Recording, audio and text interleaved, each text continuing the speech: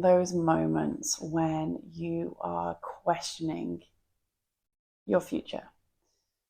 Perhaps you have a desire and for your future, and it's come from your heart, but you're questioning if it's ever possible for you.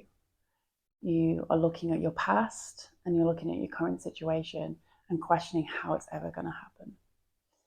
I'm Dominique, your nervous system led coach. Don't forget to subscribe to help you come out of survival mode and live a life that is aligned with your heart. So those moments where we question it all. Now, I like to come into this space and talk about experiences that my clients are having, experiences that I've had. And this inspiration came from a client session that I had this week. And she has ignited this fire within her with this vision of this future self and what she really desires, and she's claiming it. And she's been taking all this aligned action. And on the day that we had the session, she was having a tender, vulnerable day. She was questioning the process. She was questioning her future. She was looking at what her current situation was like. And she said, I can't see how this is ever going to happen. And she said, like, the math isn't mathing. And when we connected with her feelings and emotions, and we validated them, but I reiterated to her to say, the only reason you want to know the hows and the whens is because your nervous system is trying to find safety.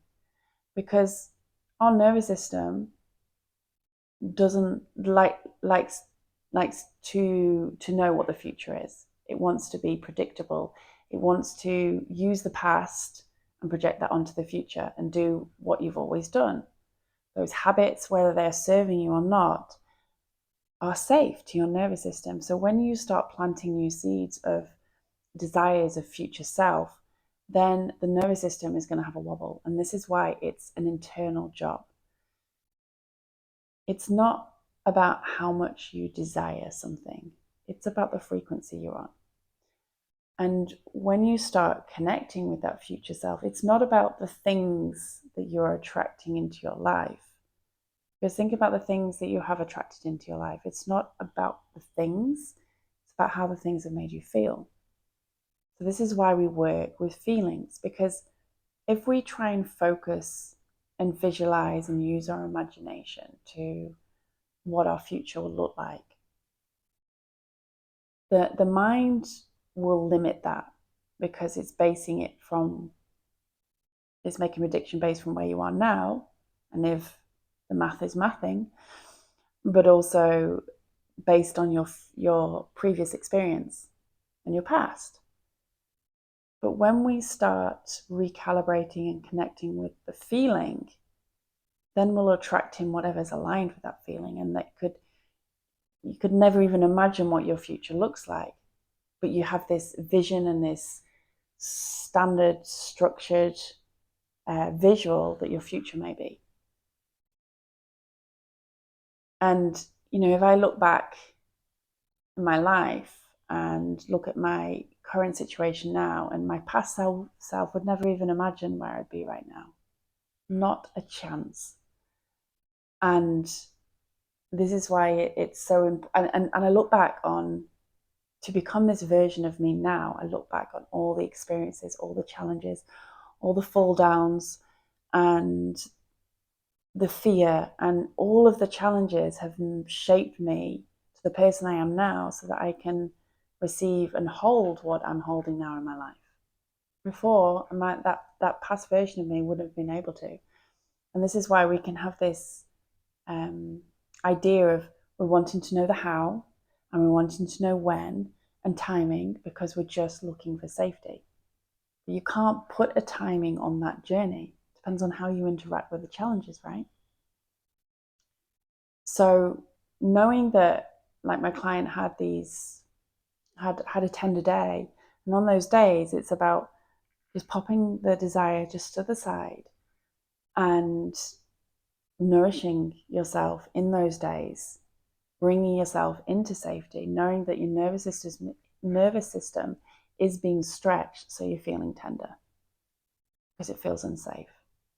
And when you're able to zoom out and look at it as, okay, this is a symptom of my nervous system stretching its capacity, you're able to bring a little bit more compassion in to say, okay, it doesn't mean I'm going backwards, doesn't mean I'm failing, doesn't mean